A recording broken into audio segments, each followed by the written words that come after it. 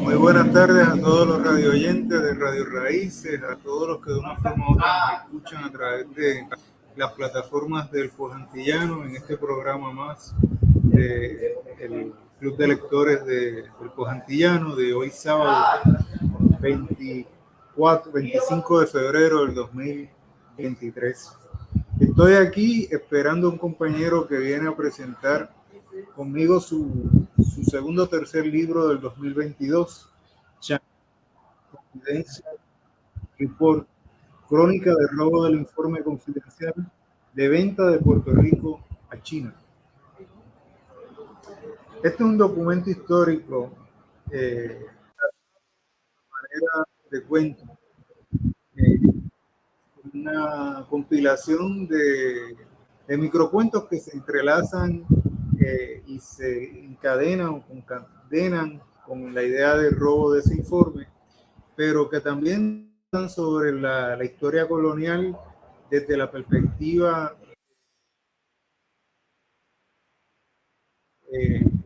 antiimperialista y que reconoce que vive en un país que en cierta medida es un país que es nuestro y que no puede estar a la venta, ni debe estar a la venta por parte de nadie en la tierra que no seamos nosotros mismos sus dueños.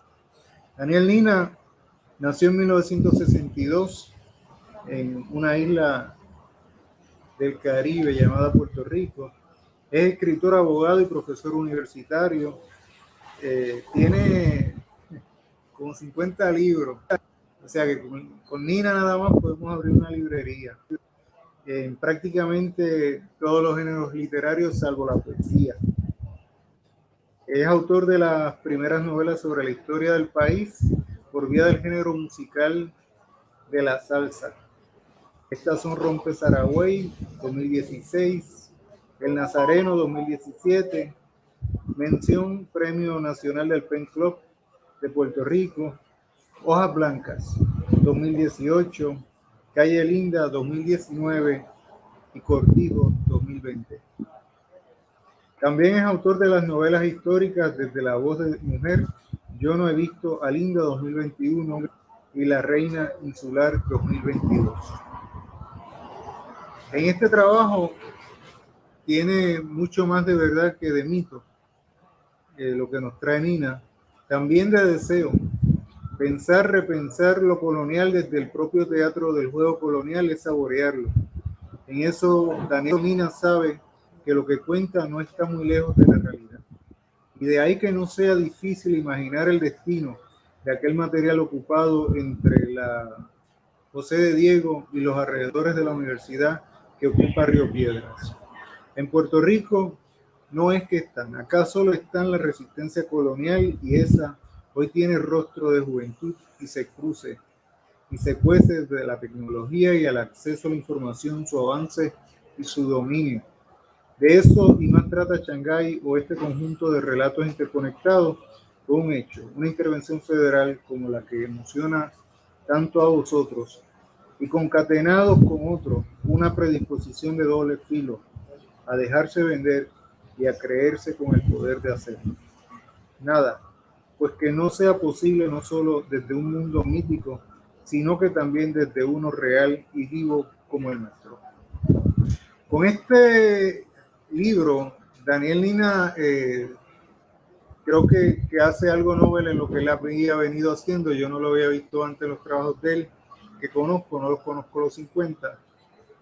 Y es la mezcla entre lo que parece ser un reporte o un informe, un documento de valor histórico y a la misma vez un reportaje.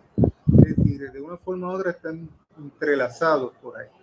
De hecho, se fueron publicando en el Pojantillano, así que quizás muchos de ustedes lo fueron leyendo con el tiempo.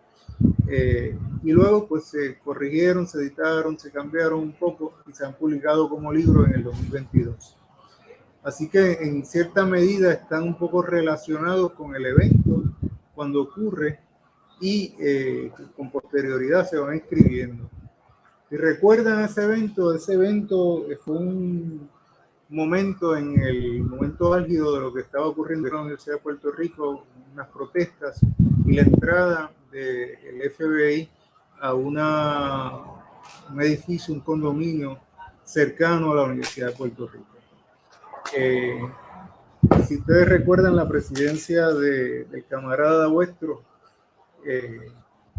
Donald Trump, en ese periodo también salió a relucir el hecho de que Donald Trump insinuó la venta de Puerto Rico a China. Y un poco pues está relacionado este cuento con esa otra realidad, ¿no?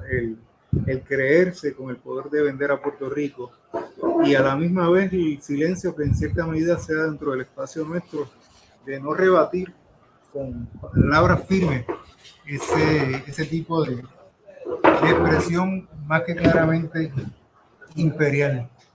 Así que es un texto que busca de una forma u otra hablar de resistencia. Pero para hablar de resistencia, aquí el maestro Carlos Ruiz, director ejecutivo del Instituto de Cultura Puertorriqueña.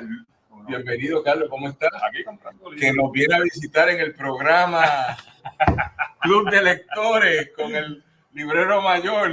Y endosar un libro sobre la resistencia en Puerto Rico. Bueno, Carlos lo asume. ¿Todo bien en el instituto? Todo bien, gracias a Dios. Aquí pelándome porque vengo con la mágica, muchachos. Ok, pues estamos aquí en vivo ahora en las plataformas del Post Antillano y Saludos por Radio a San Raíces. Sebastián, a todo el oeste, allá en Radio Raíces. Aquí está el director ejecutivo del Instituto de Cultura Puertorriqueña, el doctor o profesor Carlos Ruiz. Saludos, bienvenido a esta nueva edición. Lo que hasta vino le dieron a Wilkins hoy aquí. Ramón Edith, de lo que te estás perdiendo, de las cosas que pasan en San Juan y no en San Sebastián. ¿Cómo pasa en Germán ahora? Por los 450 años. Ah, qué bien. Yo te escribo. Nos hablamos. Bueno verlo, saludos a todos. Gracias por estar. Wilkins hoy es el anfitrión, yo soy el cuarto bate hoy. Wilkins, ¿cómo estamos? Pues yo creo que tú traes gente buena acá. Sí. Así que tú llegaste y llegó gente. Ah, pues muy bien. Así que de una forma u otra saluda, como dije, a San Sebastián, a toda la gente del oeste. Pues yo tengo que decir que yo me siento muy honrado que Wilkins me haya invitado hoy al Club de Lectores, nunca me había invitado en tiempo reciente. Estamos hablando hoy del libro Shanghai Confidential Report, crónica del robo del informe confidencial de venta de Puerto Rico a China. Esto es un asunto monumental para Puerto Rico. Estamos en el Club de Lectores, que tengo que hacer las partes protocolares. Gracias a Agencia Capel en los controles en San Juan, a Alejandro Ortiz por toda la producción, y en San Sebastián del Pepino a Robertito y Víctor Rivera y a Ramón Edwin Colón Prats. Vamos a hablar del libro, tú eres el que me hace las preguntas, yo tengo que dar los anuncios, esa parte de decir, pero a ti te han tratado bien, vino aquí y galletitas y todo. Ay, Dios mío, eso no lo hacen cuando yo estoy solo. Adelante, tú hablas y yo te sigo. Pues mira, yo estaba hablando un poco de la relación que tiene este texto con unos eventos que ocurren en la de Diego, en la venta de Diego y cercana aquí a la universidad en uno de los condominios residenciales en Río Piedra. Y también con lo que de una forma u otra salió a relucir bajo la presencia del camarada de muchos puertorriqueños estadounidenses, somos ni vos ni yo, Donald Trump, que fueron unas expresiones públicas de él relacionadas con la posible venta de Puerto Rico.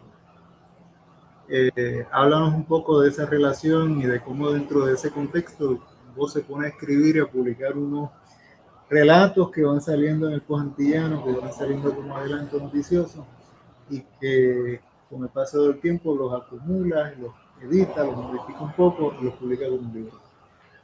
Mira, es que esta conversación, estos son los 3 textos que publiqué: La Reina Insular, el panfleto El verano del 2019 nunca ocurrió, y este de Shanghái. Hemos estado hablando bastante del verano del 2019 no ocurrió.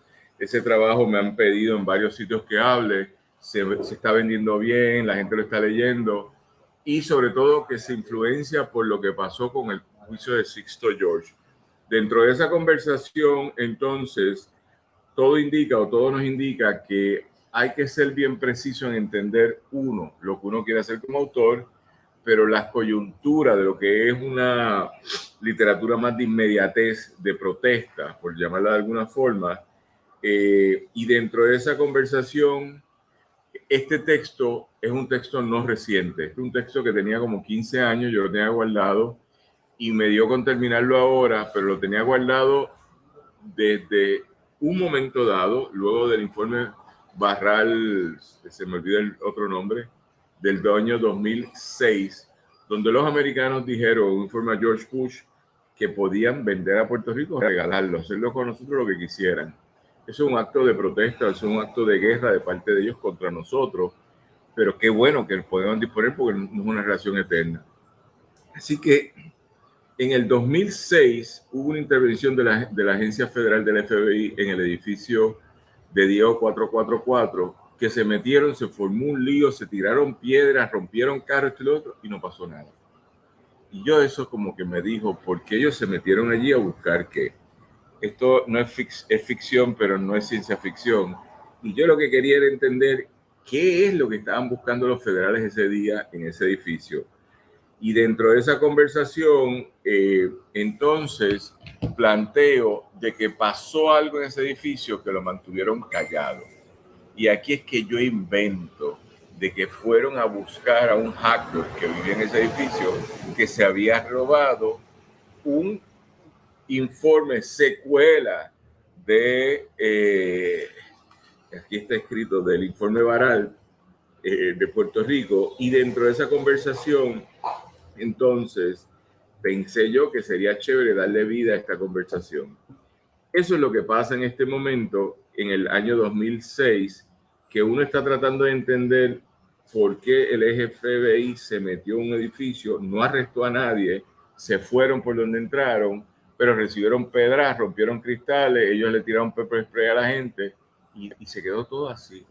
Es que ellos no fueron a buscar un ser humano a arrestarlo, ellos fueron a buscar un código cibernético que tenía alguien que vivía en ese edificio y ellos querían incautarse materialmente el mismo. Es un buen invento, me quedó bien. De eso trata esto, de la lucha por el código secreto que sustrajo muy estratégicamente el informe de venta de Puerto Rico hacia los chinos. Me quedó bien. ¿Tú te imaginas que hubiese dicho hacia los mongolanos, los vietnamitas, no a los chinos? Mira, si yo había previsto esto hace 15 años atrás. Hay un dato que a mí me estuvo interesante, que fue que de una forma u otra tú estás dando cabida, dando espacio en el eje clave de lo que ha sido la historia de Puerto Rico desde Colón para acá, la resistencia y sobre todo la presencia de jóvenes dentro del escenario de resistencia. ¿Cómo lo ves en estos relatos? Es que yo creo, y tú que eres el custodio de toda la gente que escribe en Puerto Rico, seamos conocidos, no seamos conocidos, tú nos documentas a todo el mundo. Pues ha pasado algo interesante, que es que tú también tienes una lectura de cómo la gente escribe y de qué escribe, ¿verdad?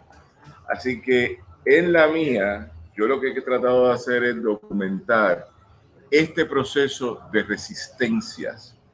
Y las resistencias son múltiples. O sea, está reflejado en toda la obra que yo participo y hago, incluyendo, por decir algo, en las novelas de Cortijo y de Ismael Rivera, tú sabes que son de resistencia. Así que dentro de esa conversación, entonces pasa algo interesante aquí, que es hacer un chiste de la tragedia. El chiste es que los federales, que son sumamente incompetentes, y eso es una pena que el que se lleve el mérito de decirlo fue Sixto George y no fuera Filiberto. Sixto George lo dijo que era un kinder, que era una gente incompetente, pero no conozco a ningún independentista enjuiciado en esa corte que le haya dicho eso. Así que este es un muchacho provocador que dice cosas provocadoras también. Así que con eso en mente, yo lo que quería era ridiculizar el problema de lo que pasó en el 2006 en De Diego 444. Uno tiene que tener creatividad y los robos cibernéticos, ya tú sabes que nos llevan a un punto de exclusiones o de, por decir algo, controles, pero cada rato que se puede aquí alguien se roba un informe y pasa algo en este país, porque cada vez los otros días, ¿te acuerdas el año pasado que nos cerraron los expresos porque se habían robado el código? ¿Verdad? Ahí no cogieron preso a nadie y tampoco pagaron, ellos simplemente empezaron de cero todo. Pero dentro de esa conversación entonces nosotros lo que tenemos que pensar cómo en nuestra literatura utilizar el dato histórico y a partir de ahí hacer algo. Eso fue lo que yo hice, utilizar el dato histórico y ridiculizar el momento. La historia, ahorita leeremos un poco, se desarrolla a partir de un personaje que se llama Joseph de León, mejor conocido como Just Five, que es un hacker. Y los hackers son una cultura en sí mismo de gente nerd que hacen cosas, que se expresan de distintas formas. Y este hacker lo que le interesaba era meterse en las bóvedas del Departamento de Estado Federal y sustraer por medio de un código el acceso a un informe. Esa es la mejor parte, ¿verdad? Sea el que no falta, si el que no falta. Bien. A partir de ahí, yo ridiculizando el momento del año 2006. Adiós, Carlos Ruiz. Gracias por venir a vernos hoy. Que estés bien. El 26 de marzo, el fiestón del libro. El fiestón del libro en Museo de Arte de Puerto Rico. Museo de Arte de Puerto Rico. Allí estaremos. Nos invita. Que estés bien. Gracias. Y dentro de esa conversación, entonces, estamos con Carlos Ruiz, el director ejecutivo del Instituto de Cultura, que pasó por aquí, por La Mágica, para conversar con nosotros. Así que dentro de esa conversación, nosotros lo que tenemos que pensar en todo momento es cómo transformar el dato. Yo me invento el personaje que tiene un nombre así rítmico de Just Five, y dentro de esa conversación le doy vida para que él se articule lo mejor posible y nos haga que la historia transite. Y dentro de esa conversación, entonces, ahí es que me inserto yo. Porque dentro de esa conversación lo que estamos haciendo es plantearnos en la ridiculización, crear una historia paralela que tenga un propósito de lo que tú estabas diciendo, que es el propósito político.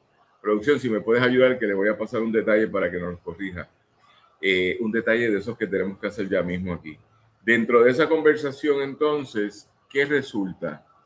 Que el personaje se lo lleva, en la ficción que yo creo, después que los federales se metieron en 444, realmente no nos dimos cuenta, pero se llevaron al hacker.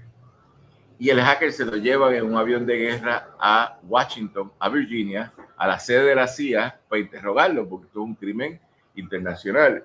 Entonces, dentro de esa conversación, yo empiezo a darle vida a todo esto y empiezo a darle risa a la conversación para que podamos darle la vuelta. Entonces, dentro de esa conversación, yo creo que lo importante es plantearnos que ese hacker entonces entra a una situación que es de terrorismo de Estado y él empieza a resistir. Esa es la primera parte de estos cuentos. Es secuestrado, terrorismo de Estado, lo empiezan a torturar y él se escapa, porque los hackers son gente endemoniada y tienen conexiones por todos lados, son más fuertes que los masones. Y se escapa y acaba, ¿dónde acaba todo el mundo liberado? Acaba en algún recóndito lugar de Cuba, Nicaragua o Venezuela o Bolivia, pasando sus días felizmente. Pero todavía tiene el confidential report que nadie ha podido romper el candado que él le puso y el secuestro que le ha dado. Esto es una primera parte, no sabemos qué pudiera ser una segunda parte. Yo hablo de un informe de 2006. El compañero presidente George W. Bush tiene alguna relación con el informe o el informe que pide el presidente Donald Trump 2017-2018 relacionado con la posible venta de Puerto Rico. Yo no sé, porque Trump movió esto de otra forma. El que lo mueve más fue Barack Obama, que consiguió 2.5 millones y después engavetaron todo eso. Esa es la parte fáctica de lo que pasó. Pero dentro de esa consideración, entonces, es algo interesante que uno cambie y tergiverse el dato para hacer otra cosa. Yo no sé lo que hizo con lo que que hizo Barack Obama no ha pasado mucho, que no fue el proyecto PRSA 8393, 8595, se me escapan los números ahora, pero bajo la presidencia de Trump, a mi mejor entendido y recuerdo, no se avanzó mucho en ninguna dirección. Él simplemente nos administró como presidente, pero no se hizo mucho. Es bajo Barack Obama y luego en la salida de Trump, en el primer año de Biden, que vuelven los demócratas a retomar la conversación para propósitos electorales, porque después pasaron las elecciones y engavetaron todo nuevamente. Nosotros, esa no es la historia es cómo le va al hacker, que se libera y que en la lucha social se empodera. Y lo otro que quería oír era un poco la relación de la juventud, de los jóvenes, la universidad, con lo que ha sido la historia de resistencia en Puerto Rico y estos relatos relacionados con ese robo del informe. Hoy la lucha va a ser cibernética, hoy la lucha se va a dar dentro de otras dimensiones que las que de ordinario vimos. Si ves el desarrollo de lo que ha sido la resistencia, sobre todo entre 2020, 2021, 2022, se ha dado a través de las redes. Y ha sido a través de las redes que se han dado precisamente las mayores convocatorias a las protestas contra Ricky Rosselló, pero desde allá para acá también a llamados para rescatar nuestras costas, ¿no? De lo que todo parece ser un plan de gentrificación bien orquestado y bien planificado por parte de funcionarios del Estado y empresarios privados. Bien, en esa consideración, ¿qué decirte? Que uno está pendiente, uno no conoce todo lo que está pasando en este país, pero yo creo que hay que ridiculizar a las agencias de control federal porque son malos administradores. Este país está cundido de droga que ellos ni controlan. Este país está cundido de armas que ellos tampoco controlan. Esto es un país donde la gente porcentualmente muere en unas altas numeraciones de un 11 a un 16%, que es altísimo cuando tú te comparas con Martinica o con Cuba, que tienen un 1% o menos, o El Salvador, si quieres decirlo, que han parado los asesinatos. Aquí no, aquí te matan continuamente y dentro de esa convención los responsables son ellos, no es más nadie, porque yo no controlo ni las fronteras aéreas ni terrestres. Pero yo sí puedo controlar mi resistencia. Y ahí es donde nosotros nos insertamos en esta conversación para hacer o decir algo. ¿Sí?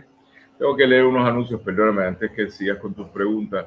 Estoy en la parte administrativa del Post Antillano y le damos las gracias al libro Cubriéndote con mi desnudez, de la autora Tamara. Me dicen que tienes que leerlo tú, Wilkie. Ok, de Tamara Marrero Casablanca, que se encuentra disponible en Amazon. También le damos las gracias al Ateneo de Ponce, que es una organización cultural que sirve del área sur y a todo Puerto Rico. Ofrecemos conferencias, recitales poéticos, presentaciones de libros, exposiciones de arte y certámenes de poesía, entre otras actividades. Les exhortamos que se unan al Ateneo de Ponce y colaboren así con nuestra misión de divulgación de saberes. Pueden contactarnos escribiendo a nuestro correo electrónico ateneodeponce@yahoo.com. Por otro, relatos en clave de salsa del Premio Nacional de Cuentos del certamen literario del PEN 2022 internacional y por International Latino Books Award de la escritora Joan Enrique, disponible en tazas y portadas, Casa Norberto, Librería Mágica, La Esquina, El Candil y Amazon. Y también les invitamos a la presentación del libro Rebeldes Perseguidos del autor José Enrique Lavoy Gómez este sábado 11 de marzo 2023 a las 4 de la tarde en Casa Norberto, Las Américas, en Plaza Las Américas. El presentador será el arzobispo Roberto González Nieves, arzobispo metropolitano de San Juan. Y finalmente, para este segmento, el libro La Gran Ausente, la maestra Celestina Cordero Molina, de la autora Sulmaria Alberio Ramos, se encuentra disponible en Amazon, Librería El Candil en Ponce y con la editorial EDP University.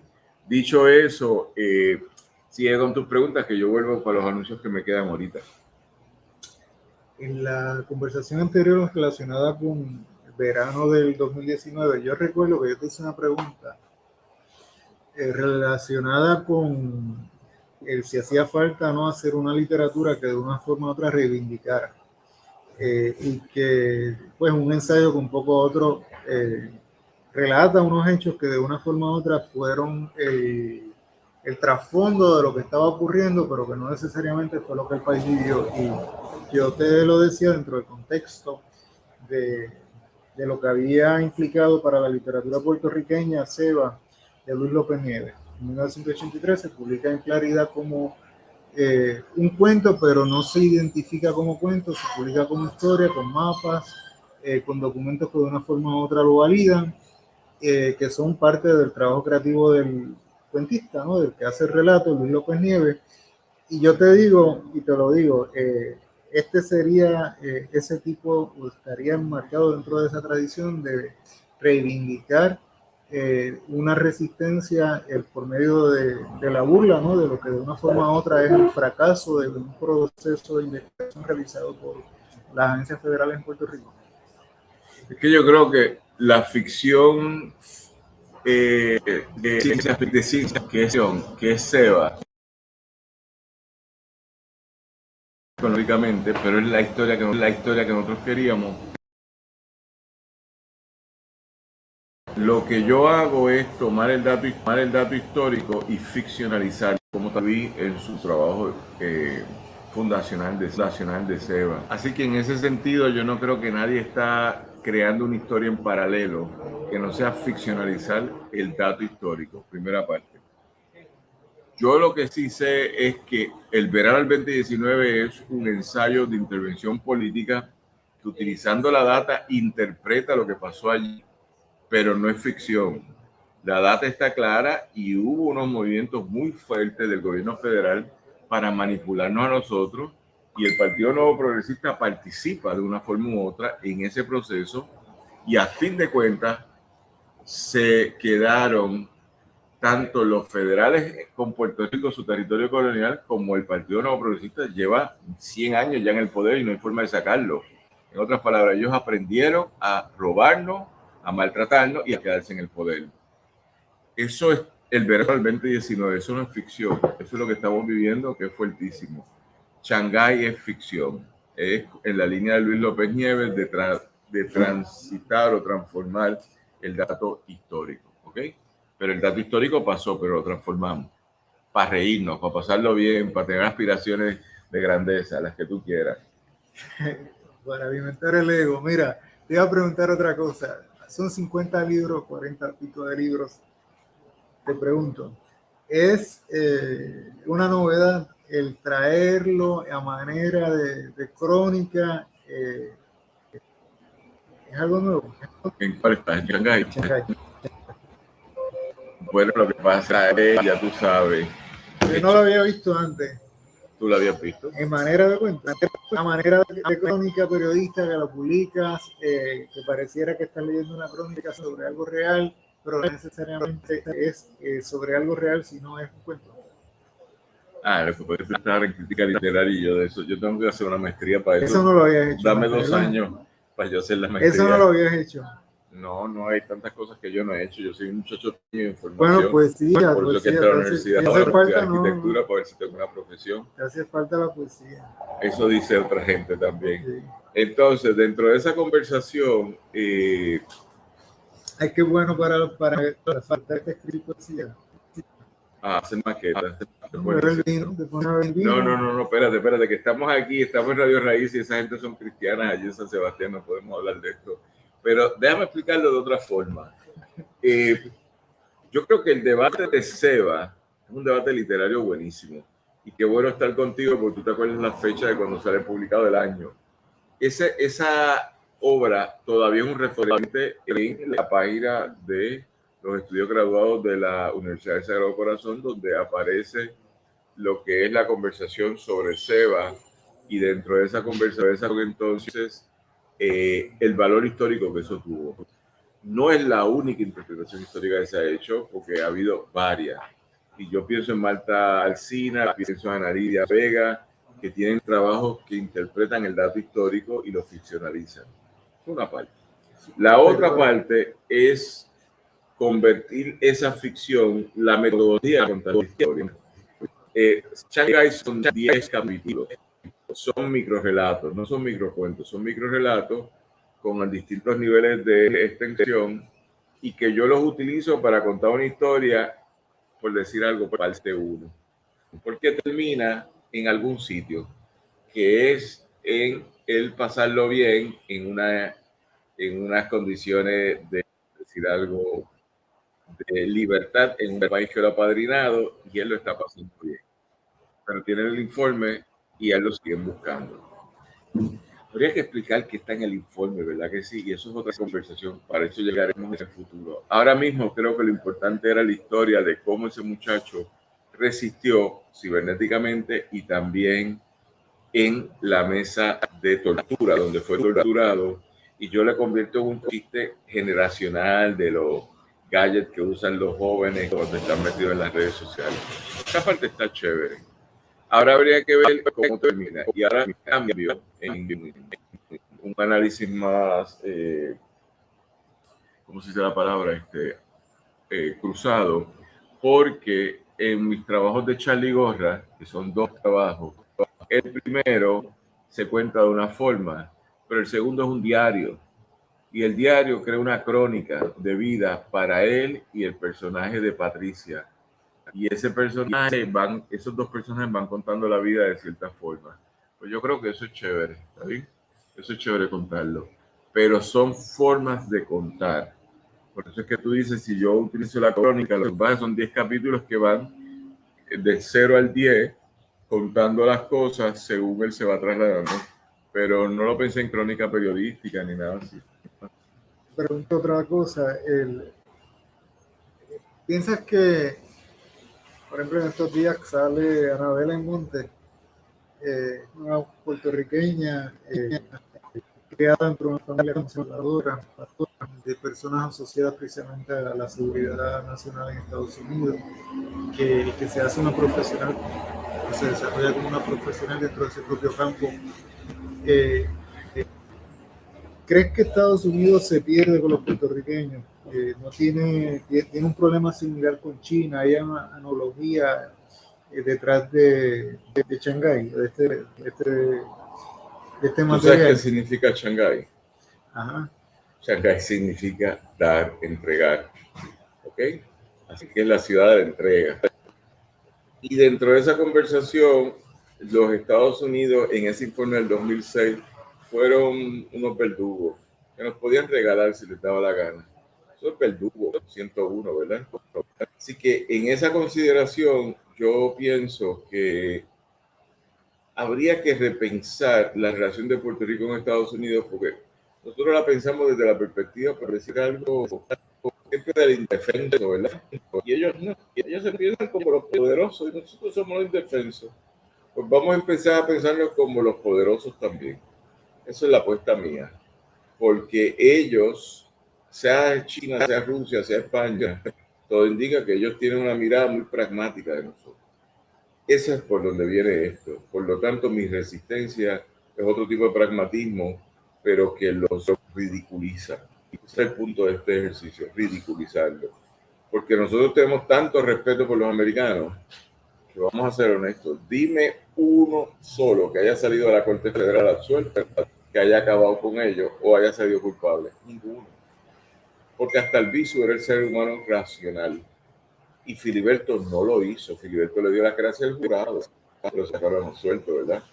Pero Sixto George, que es, por decir algo, un loco sin control, le metió una insultada en vivo frente a todo el mundo y la gente lo criticó. Eso no es una manera de comportarse. En otras palabras, ¿qué es una relación colonial de dominación? Un acto de locura. ¿Está bien?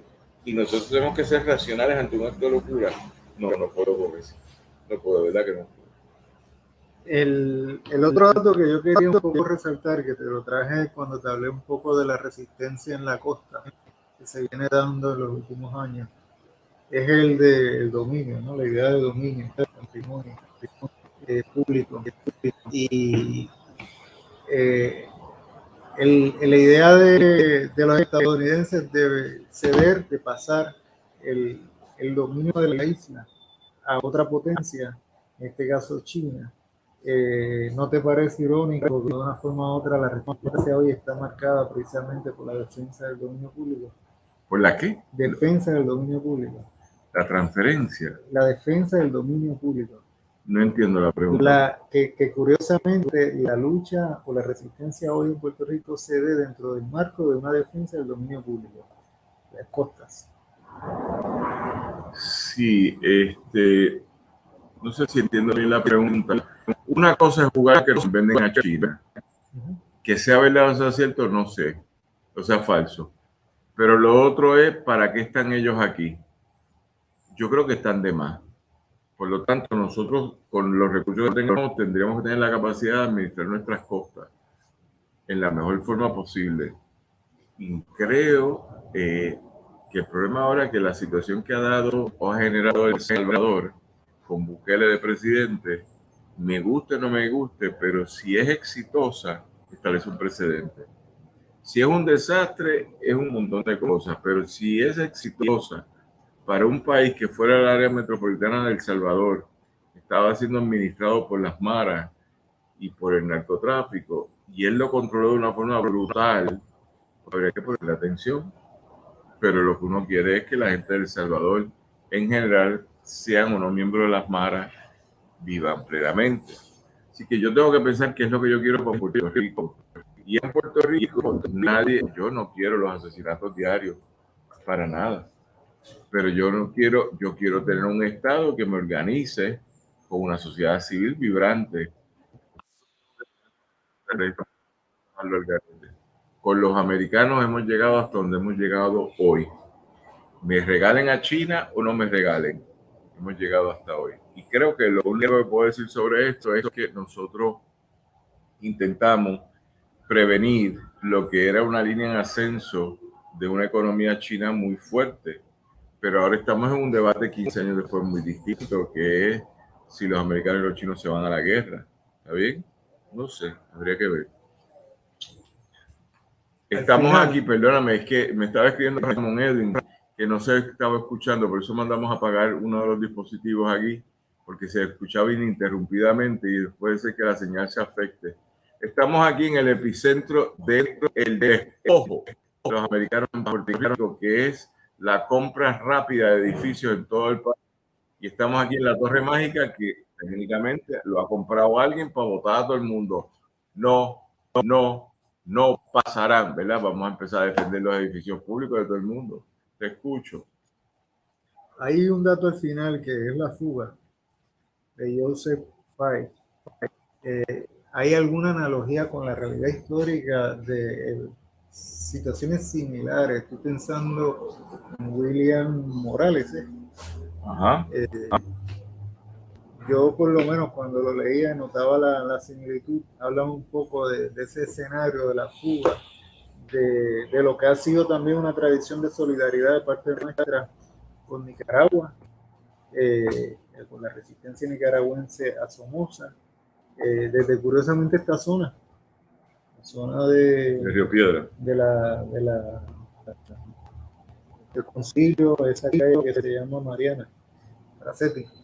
Lo que está ahí es la Casa Católica, el Colegio de Estudiantes Católicos de la universidad.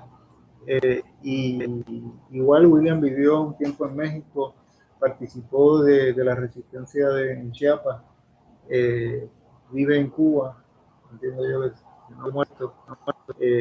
Y entonces yo de una forma u otra sentí que había algún relato que de una forma u otra se afincaba en una serie de hechos históricos que de una forma u otra marcan al pueblo puertorriqueño.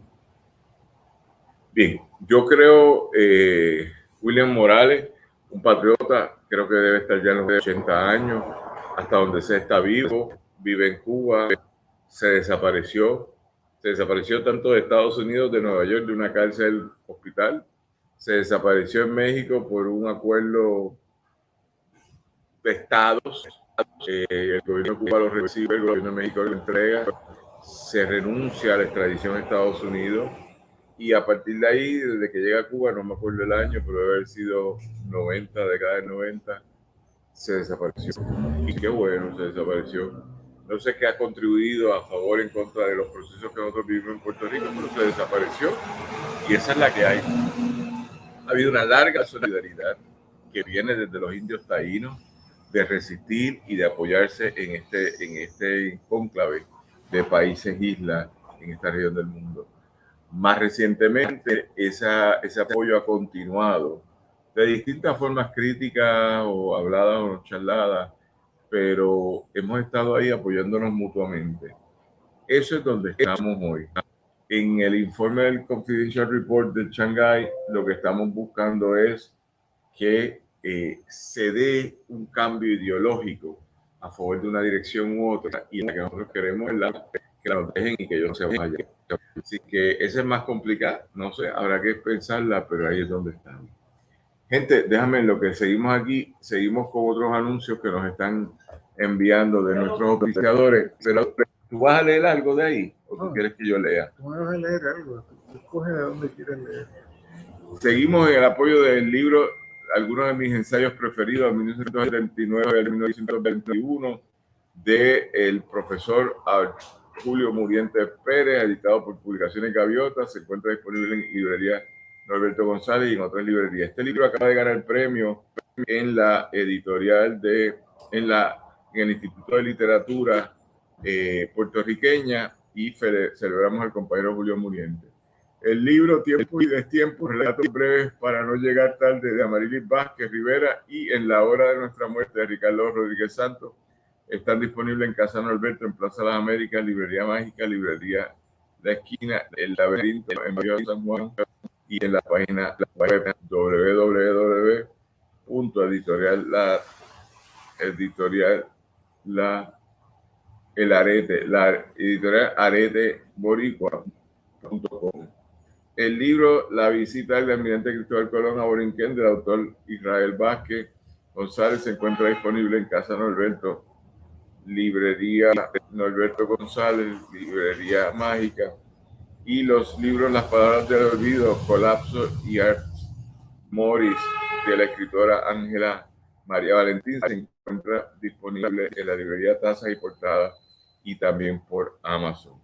Y finalmente celebramos al compañero Antonio Manolo Rivera por el libro Luis Muñoz Marín y la Revolución Cubana 1959-62, ganador de premio también en el Instituto de Literatura Puertorriqueño, del autor Ángel M. Rivera. Se encuentra disponible en la librería Mágica, librería Norberto González, librería Cantil y librería Laberinto. Son nuestros auspiciadores. ¿Tú continúas antes de que yo lea? Sí, antes que lea, yo te llevé a William. Yo creo que yo no llegué a William así porque sí. Llegué a William porque de una forma u otra tu trabajo también trata de Cuba. Y William ha estado en Cuba por las pasadas décadas. Hay una relación entre tu trabajo, la poesía de Julia de Burgos, aquí dulces de mantequilla repartiéndose por aquí. Danielina los trajo, recuerdan a mi abuelo, yo me quedo con el vino. El asunto es ese. Hablan un poco de Julia, abuelo, de cómo de una forma u otra lo relaciona. Bueno, a Julia de Burgos. A Julia de Burgos. Mientras como helado y piensa en la poeta, Cuba y Puerto Rico son de un pájaro. Eso no lo dijo Julia de Burgos. Ese es Lola Rodríguez de Dios. Sí. Vamos. Sí, te confundiste ahí bien duro. De Lola, literario, eso, de doña Lola. Rupert bien duro. Lola Rodríguez de Tío. Déjame leer otra cosa porque te me fuiste. Dime. Le voy a leer el Shanghái número 3, que ese me gusta y es cómico. Dice, give me a break. Con esas palabras en el otro idioma comenzó mi interrogatorio. Había un tal Mr. Wilson, Mr. Charles Wilson, que hasta me dio una tarjetita antes de sujetarme las manos y los brazos a la silla. Relax, Mr. León, we will just have a talk. Me asusté, pues estos gringos se creen que porque uno es de la isla, estudió en un colegio católico y fue a la UPI, uno es un tonto. Yo lo leo todo por internet y sobre todo me sé defender. Así que ya le había leído en un reglamento de supervivencia. Talk nothing, say nothing, never cry. Never smile, y siempre con actitud como boricua parejero al fin. Entonces cogió y sacó un wisdom de esos que los viejos fuman todavía. Hey boy, what is your real name? Me decía con aire del sur en el norte. Yo me quedé callado. My boy, I train in South Africa with the Boers and the African. It is better that you talk, my boy, because I will crush your balls. El tipo me hablaba con tanta paz que me podía dormir. Claro que es un blanco torturador. Así que yo comencé a cantarme una canción para adentro. Esa de Fiel a la Vega cuando decía salimos un día. Entonces me emocioné, pues como boricua pienso en mi pasado y sé que yo, Josh Fice, había llegado a la mesa del confesionario.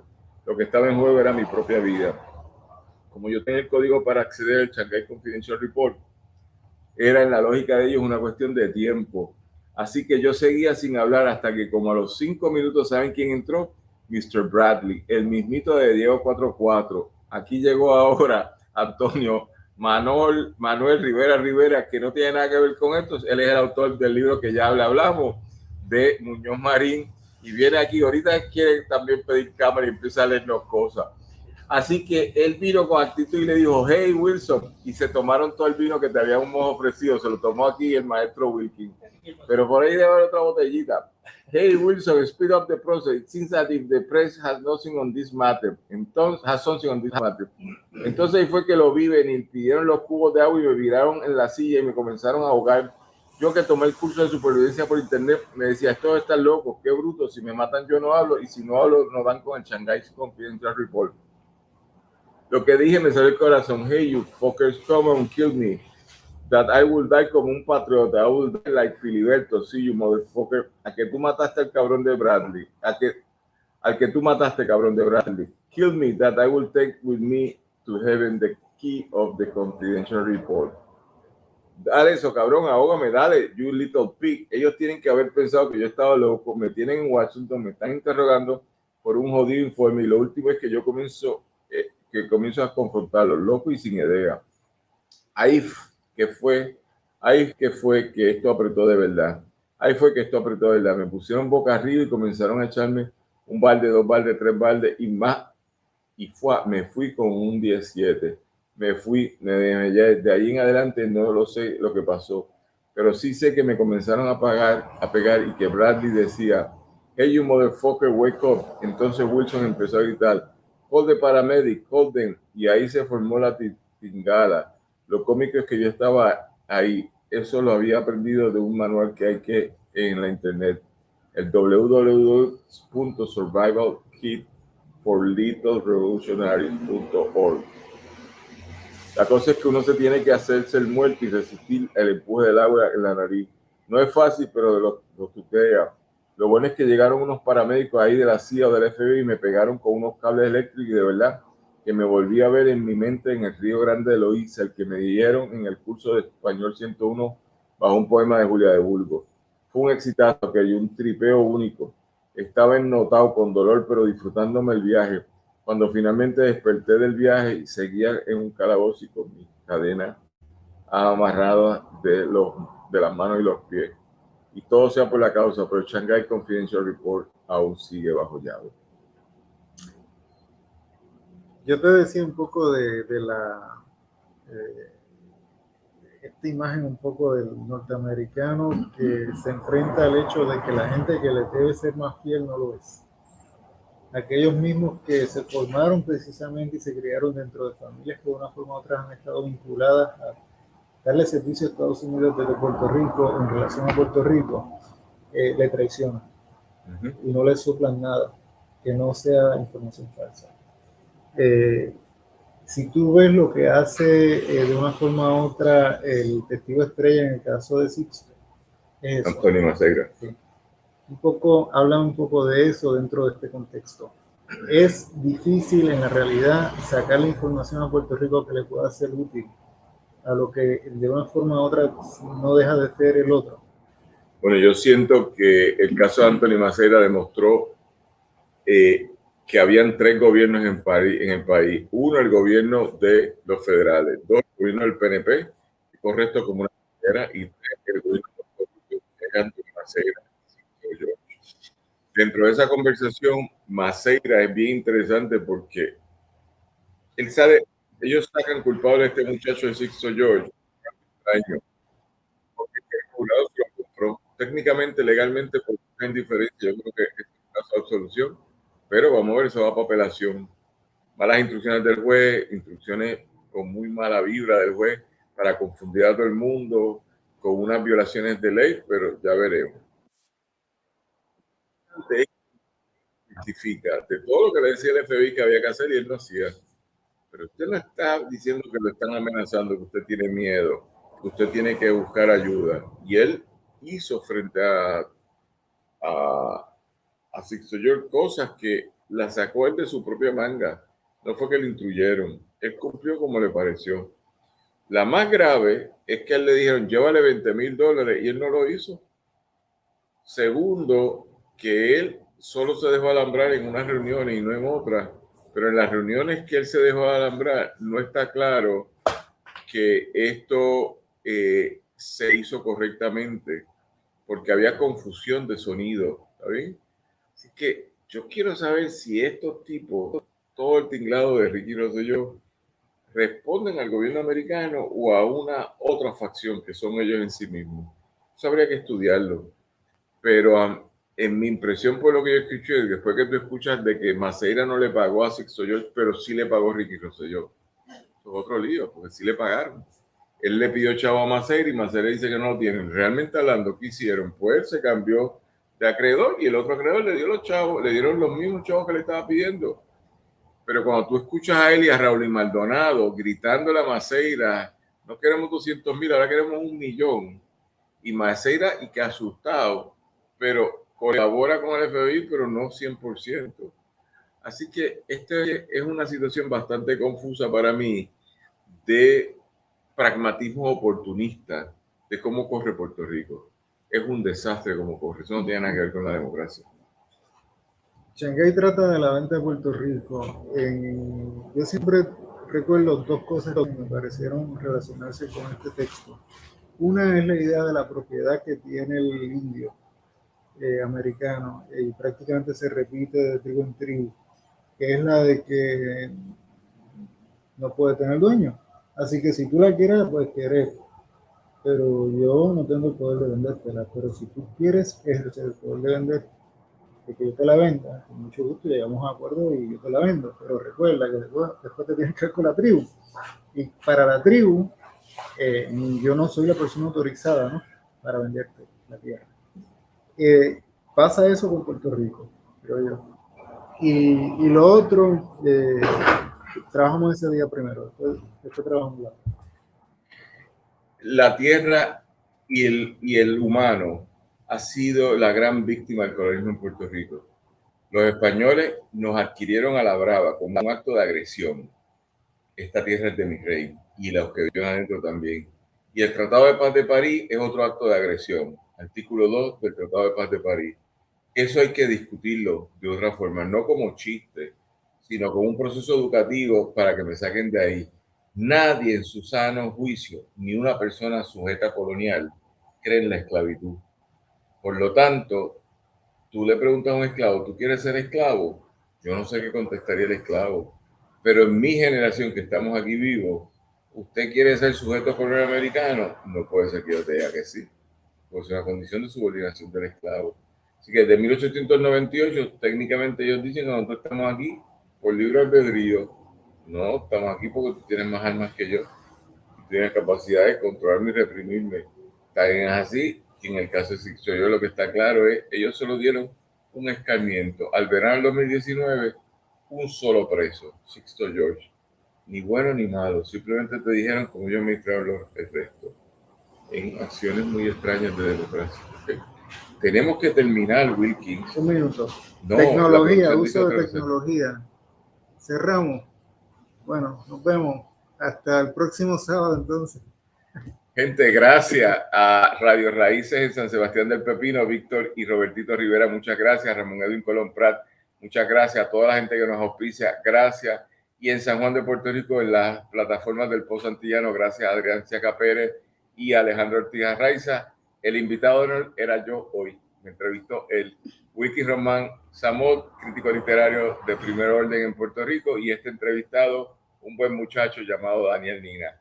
Será hasta entonces. Nos vemos el lunes a las 6 de la tarde en Cultura 7D, viernes a las 6 de la tarde en Punche Caribeño y el sábado nuevamente a las 2 de la tarde aquí en el Club de Lectores. Será hasta entonces. Gracias.